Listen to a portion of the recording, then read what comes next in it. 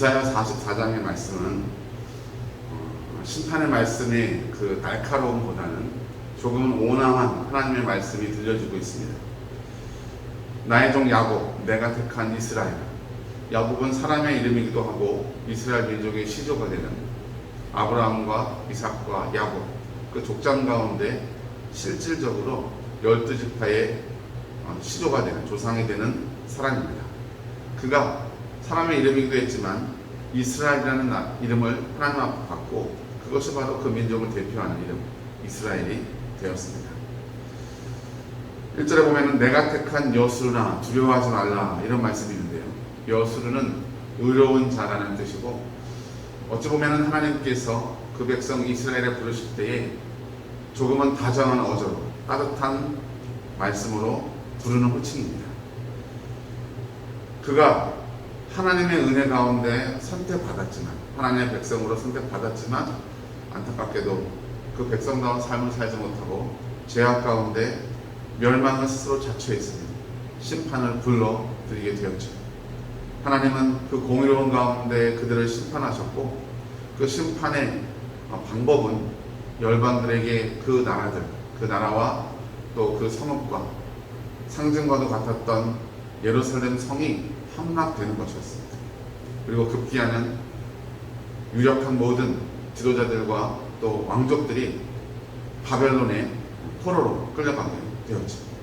그러나 그가 그 형벌을, 징계를 마치고 난 이후에 다시 돌아오게 될 것을 하나님의 따뜻한 어조로 오늘 말씀하고 계신 것입니다.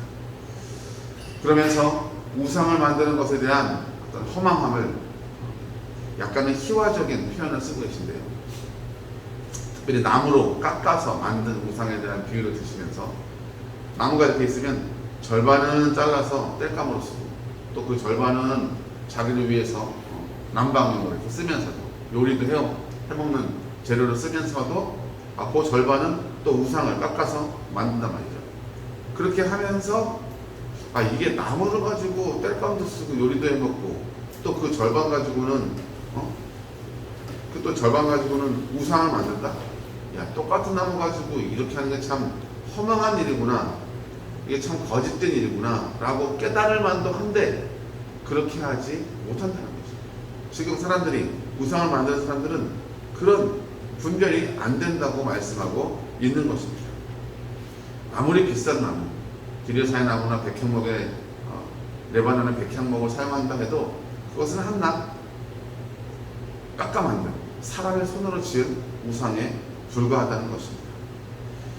계속해서 우상의 허무함을 말씀하시는 이유는 무엇이냐면 이방의 나라들이 섬겼던 그 모든 우상들을 하나님께서 폐하시고 또 심판하시겠다는 말씀이기도 하지만 이스라엘이 그 어리석은 우상에게 끌려갔던 그이들을 상기시켜주면서 돌아와 다시 국가를 이룰 때는 그런 어리석은 일을 반복하지 말라는 경고의 말씀이기도 한 것입니다. 하나님께서는 전혀 이스라엘 나라와 상관없는 사람, 페르시아의 왕 고레스를 통해서 그들을 구원하시게 되는데 이는 또 어떤 사람도 또 이스라엘 민족 가운데 어느 누구도 어떤 일을 통해서 우리가 스스로 혹은 우리의 어떤 지혜로 우리가 우리 스스로를 구원했다고 말할 수 없도록 하기 위해서입니다. 우리는 구원에 대해서만큼은 전적으로 무능한 자들입니다. 우리 하나님의 은혜가 없으면 구원받을 수 없는 사람들입니다. 하나님께서 오늘도 구원받은 이 은혜와 기쁨을 새롭게 하시며 우리에게 주신 사명을 잘 감당할 수 있는 힘을 공급해 주시고 따뜻한 믿음으로 나의 사랑하는 아들아, 나의 사랑하는 딸아, 나의 여수르다 불러주시며 우리의 마음을 위로하시고 새 힘을 허락하시고 주의 이름으로 축복합니다. 기도하겠습니다. 하나님, 하나님의 말씀에 귀 기울여 듣게 하시니 감사합니다. 이 아침에 우리의 영혼을 일깨워 주시고 또 심판 가운데도 그 은혜와 긍휼을 우리에게 부어주시니 감사합니다.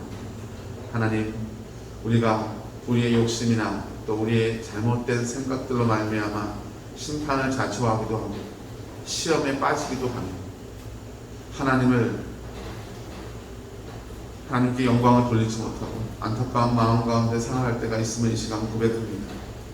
그러나 그때에도 실패하고 실수하는 우리를 시적거리지 아니하시고 끝까지 붙드시는 우리 아버지의 사랑과 우리 아버지의 그 은혜를 기억하게 하시고 주께로 돌이키며 주의 뜻을 찾는 복된 성도가 되게 하여 주시옵소서. 예수님의 이름으로 간절히 기도드리옵나이다. 아멘.